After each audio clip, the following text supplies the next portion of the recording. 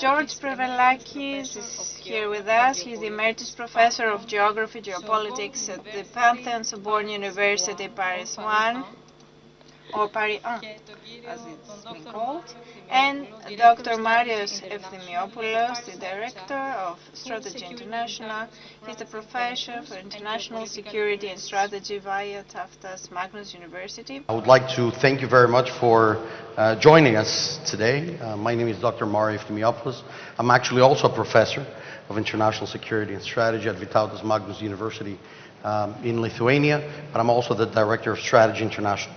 And today I have the distinct pleasure and honor to welcome a very good friend and a very good scholar, actually one of the best professionals, and also our ambassador for many, many years of the OECD until 2023, if I'm correct, Professor? Yes. A personality that we have to look up into. Professor George Prevelakis from Sorbonne 1. You're an emeritus right now, but I'll make a brief introduction on a few things about your successes. So he's not only a professor, he's been also an ambassador of Greece to the OECD, but at the same time, he's been having the opportunity to talk along the lines with a lot of issues, including the issue that we're going to have today to speak. So, Professor, I'm going to mix a bit, if you want, the agribusiness along with geopolitics. And I think this is really an important asset value because we're amidst warlike situations from North, Ukraine and Russia, to the Middle East, to the Gulf. It seems something is happening. I know we've had our first introductions of the subject in the morning, but I'll leave it up to you. I just want to know one thing, and I think this is a good place for you to be introduced. My first question is, how do you combine geopolitics with trade and business, in this case, agribusiness? And the second thing, what do you foresee happening? Thank you. I don't know if I should speak in English or in Greek. It's up to you, sir. Or in French. On peut parler en français, s'il vous plaît.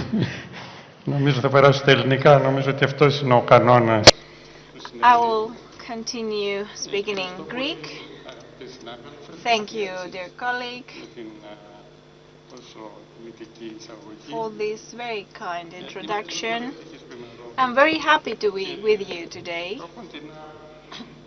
And in a way, the connection of the topics have been discussed during these different events for the agricultural sector, and of course, within the framework of politics. It is actually the reassurance of an opinion of my own, an opinion that I have stand for during my ambassador at the OECD. Let me just now turn in English. I was arguing that the geopolitical dimension should be taken into consideration. In the beginning, I encountered quite a lot of resistance.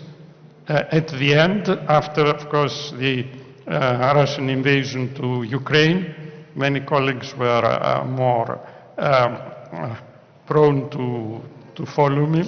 And those that could understand the importance of geopolitics for the economy were the ambassadors coming from countries that were more exposed to geopolitical worries or pressure. I mean, the ambassadors from the Baltic countries, of Poland, and from the other side of the continent of Japan.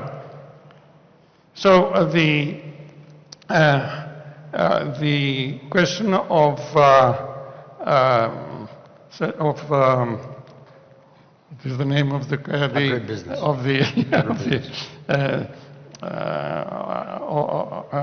of agriculture and of having a security in the field of food is closely connected to geopolitics. Probably the question of food is the most important geopolitical factor. It's easy to go rapidly through history to realize the impact. It goes both sides. On the one hand, the question of food can provoke geopolitical changes. The most spectacular event is, of course, the French Revolution. French Revolution provoked, to a large extent, by the famine that existed before, and the French Revolution is the event that changed completely the European and the global history during the centuries that came afterwards. It goes also to the other dimension, the fact that geopolitics influence the food security, and we have had enormous famines in our century because of geopolitical evolutions. I'm not very good with the numbers, so I have to see my notes. Ukraine, Holodomor, 1932-33, 3 to 7 million deaths. China, 1959-1961, 15 to 14 million. These are estimates, you understand. Ethiopia, 1983-85, about 1 million. And North Korea, 1995-1998, about 1 million. So the numbers are staggering as a consequence of geopolitical changes. And also, the food factor is very important in diplomacy. Another, I think, very interesting example is that in 1972, the United States exported wheat to the Soviet Union, and probably this gesture had a large influence to the evolution of a more peaceful relationship between the two superpowers. So it is extremely, this relationship between food and geopolitics is extremely important, and it must not be underestimated. Now, probably after this more or less theoretical approach, you must excuse my professorial attitude, these habits that one takes. The question is, where are we today? And there is an obvious answer that everybody knows, is that, of course, the war with Iran has created a very big problem in the transit through the Hormuz Straits, which control all the production of the countries of the Persian Gulf. And of course it has consequences in the food sector. First of all, because it depends on energy, and we all know that it has an impact on energy, but also because it is also an area that exports a lot of fertilizers. So we can expect consequences from this geopolitical crisis. We have had the previous case of the Ukraine war and the inability to export for a certain period, to export the Ukrainian wheat, which had serious consequences, especially in the African countries. Those were, as we said, consequences of geopolitical crisis on the food sector. And then this creates also geopolitical consequences. One of the aspects is, of course, the attitude of what we call the global south towards the west, the attitude of Africans saying that you have your problems, but we are paying the price because we don't get enough food. But maybe we should just try to think a bit in the more long term. We can make a dialogue if you want. Yeah. Yeah, good. So I'm not going to recap, but I'm just going to ask a few questions to just open up, if you want, the discussion, so people can be more aware between the geopolitics, as you said, and the trade business. I will call it trade because agriculture is the main issue. One of the things that people are failing to understand is the known as choke points, like the Malacca Straits. You have also the Strait of Hormuz. Another one is, you know, the straits where Yemen is, and there's another war there. And we also had to emerge a new way of doing trade and business in the economy. So my first question, before we go to the agri sector, so I know about commodities, I think you should talk about commodities, but my first question is, how do you define a point, where's the X point, where the international community gets involved, namely because of trade and business? Well, obviously, I mean, this mention about the choke points is essential. We have gone out of the era during which the American superpower was guaranteeing the freedom of navigation. Does this include Panama? Well, each case is a different case. If we talk about Panama, we get into the issue of the effort of the American president to unify under the U.S. Control the whole of the American continent, I mean, both the North and the South, and also control, of course, the Panama Canal, which is essential. It is what has been discussed a lot as a kind of return to the policy, to the principle of the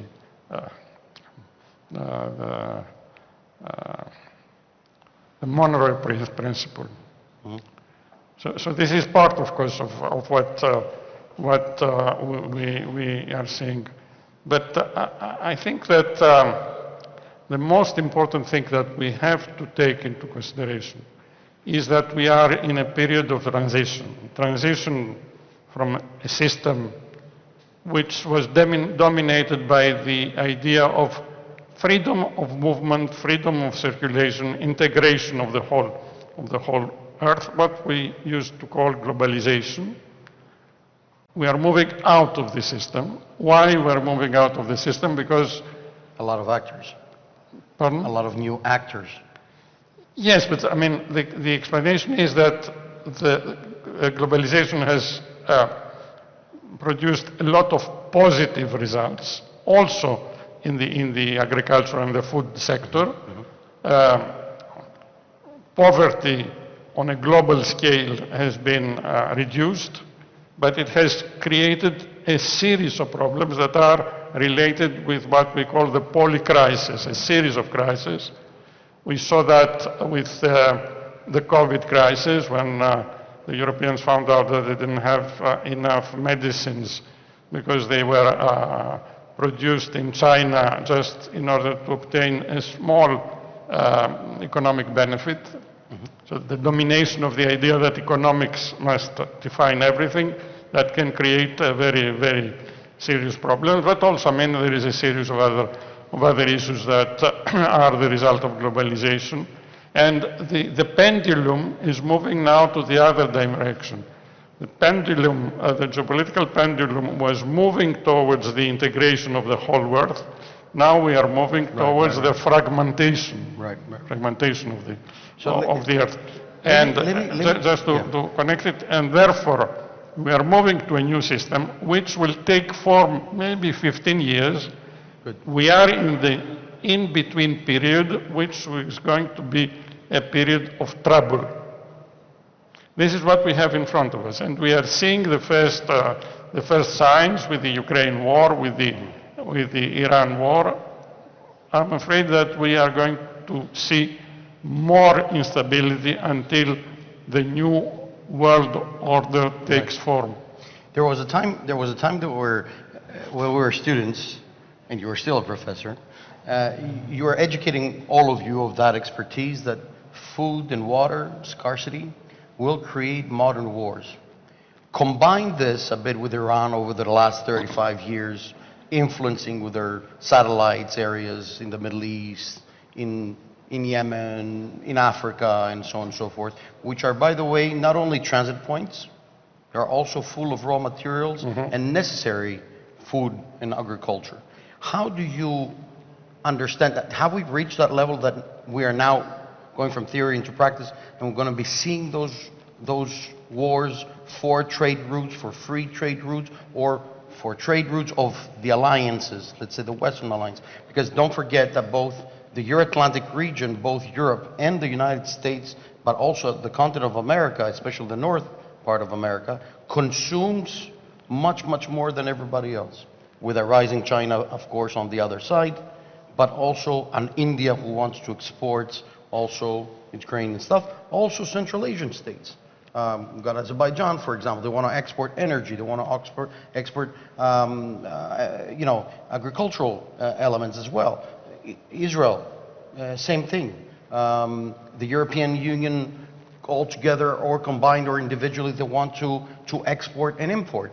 How is this, if we put that on a chessboard, how do we build this? How do we, first of all, inform people that this is what's happening, and, you've got to shape it up, because Iran is only the beginning, I guess. Well, we are talking about politics, but maybe we have to introduce also another more traditional element, which is geography. What is the geography? What is the geography of food production and food consumption, what you mentioned? Well, if we see a simplified map, we are going to see that there are large areas that produce wheat, produce other elements fundamental for the survival, and there are areas that need that.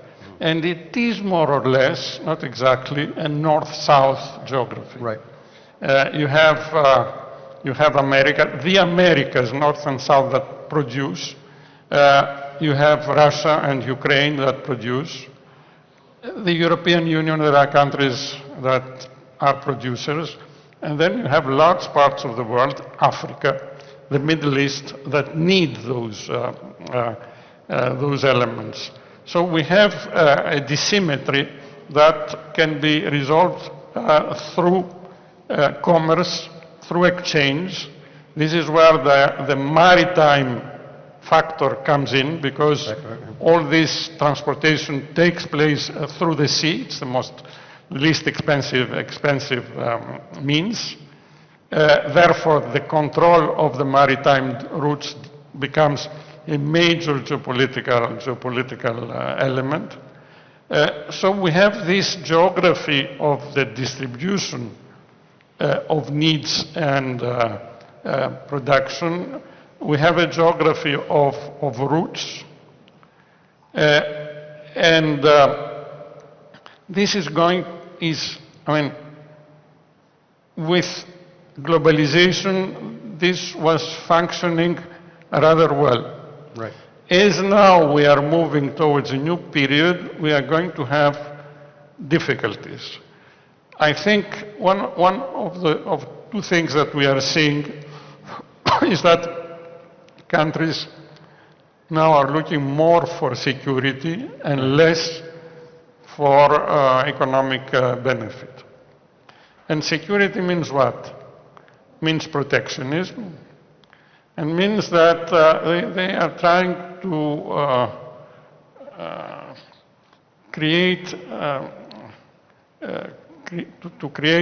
quantities in their country. I mean, China is accumulating food in order or material in order to be able to face a crisis.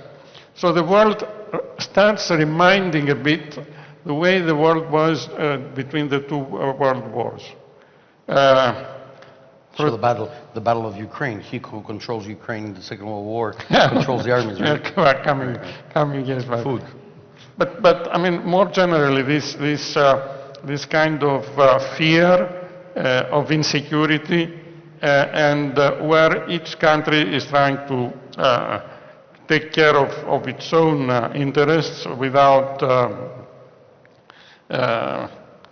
considering very much the more global scene. We are seeing that already also in the crisis in the international organizations. We are seeing also this in the attitude of the United States to limit the aid given to poor countries. Yeah, I'll come into these because I want to split these questions. I think these were important. If you allow me, I wanted to get a bit of your experience with international organizations. So we have a lot of representatives from different embassies, from the Balkans, from Central Asia, from the Middle East, from Southeast Europe. But all of them also are working and collaborating with international organizations. We're going to have the opportunity in the next following panels to hear them out, but also hear out also from international organizations or European organizations. But what is your experience all these years with the OECD, as an example? When the discussion came about food scarcity, water scarcity, we are now evidently discussing this from a point of view of environmental protection, but very few understand the element of trade. And here comes President Trump, who does business into politics. How do you translate this in the works of an international organization? How did you manage to discuss, negotiate, and so on and so forth? What were the obstacles, or what may be the obstacles from now on? Well, you know, the OECD was a very, very important experience in the sense that during the period Ειδικά αυτή την περίοδο the doctrine of the OECD is free trade, was free trade, which of course is probably the solution to the problems, but as long as we have stability. I mean, the condition of free trade is, of course, geopolitical stability. And during this period, geopolitical stability was guaranteed by the capacity and the will of the United States to police the whole world. Is it policing or securing? You know, you don't have to answer that. Police is a term that comes from the Greek term of polis, which was the community, the city and the community. That's different. That's different. It's not different because in order to have a stable community, you have also to have police. Right. So the police function of the United States guaranteed in a way that we belong to a global, we all belong to a global community. If you don't have this function, things start to become fragmented, and therefore we go into difficult paths. The other function of an ambassador at the OECD is also to represent his country or her country in the International Energy Agency, also a very important institution, created after the big oil crisis in order to anticipate and to create the conditions in order to avoid extremes of crisis. And we have seen the director of the International Energy Agency in a very much prominent, if you like, media position lately, because you have seen the news, the IEA decided to free oil reserves in order to cope with the crisis. So the OECD is, I think, an extremely useful international organization. My criticism was that it was not seeing beyond the economic factor. Now we find out that exactly what we were talking about before, that all this architecture, all this construction can fail because of geopolitical evolution. More general, we have a crisis of international organizations. First of all, because it is a system that has been created in another era, in a period during which the balance of power, the global balance of power, was very different. If you take the Security Council, it represents the powers of that time, of the 40s and the 50s. And now the world has changed essentially because we have the rise of Asia, the rise of China. Another, if you like, again, to return to my field of geography, we have another geography today, and there is a kind of lack of correspondence between the architecture of the international organizations and the economic and geopolitical reality. So there is a need to adapt. Right. But as we know, there's nothing more difficult than adapting strong institutions. I do have a bit of commentary, if you allow me to say. While you were talking, I was thinking three things which are very interesting. One, I'm thinking the EU-Mercosur agreements. 22 plus years, and still we have people abstaining.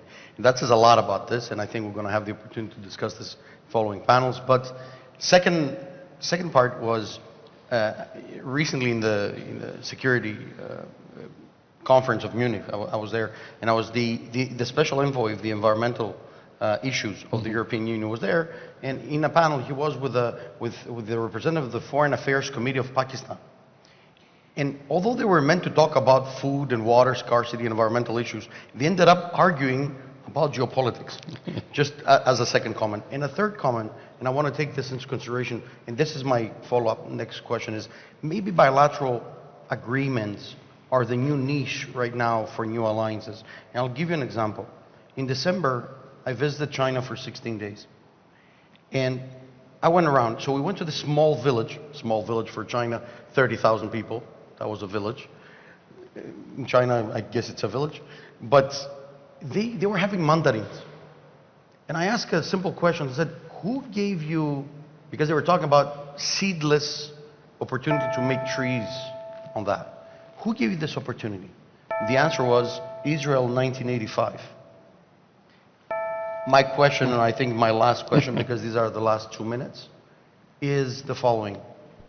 Do you think that bilateral relations will redefine a new chapter in the structure that we may call it the new security architecture overall, that through those bilateral, trilateral, and so on, we will understand each other, maybe shorter version rather than a long-term version, i.e. NATO, i.e. EU, in terms of administrative issues?